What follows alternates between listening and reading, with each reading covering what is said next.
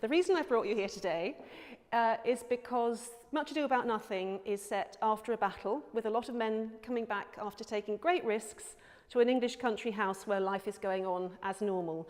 And that's what happened all around the country during the Battle of Britain. It's also a time when women were playing lots of roles that they weren't usually playing, weren't normally allowed to play.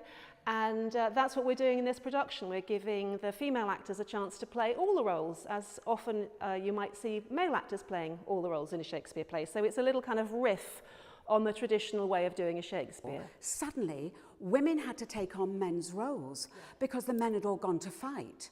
So suddenly women were going, but I can do this. And after the war, the men came back and went, well, we want our jobs back. And so I think it's a very clever placing of this play in that time, because you see women, all the women in the play, are actually quite strong. My mum was a very brilliant linguist, and she worked at Bletchley Park during the war with the decoders, telling them whether things that they were offering her in groups of letters were actually German. And she also worked for the Ministry of Information, advising them on their propaganda. Was the last play I did was set in the 40s, and I brought in a lot of experiences that I discovered about my two granddads, and this time I'm bringing in the experiences of my two grandmothers. So one of whom was Italian, and she worked in the embassy during the war and sort of didn't spy but helped Jewish people to get papers to escape to safety.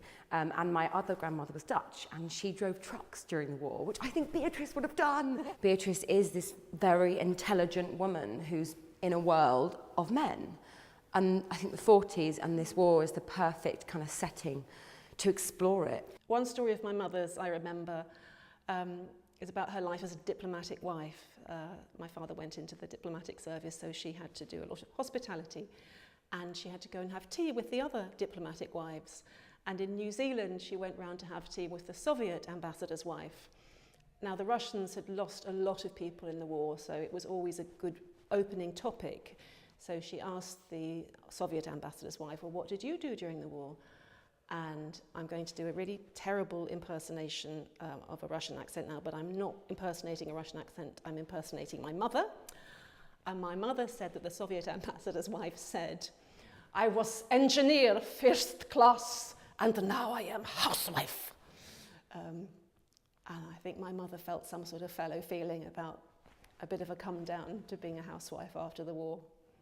So in a way, this production of Much Ado About Nothing is a gift to my mum and a celebration of all of her generation and what they did during the war.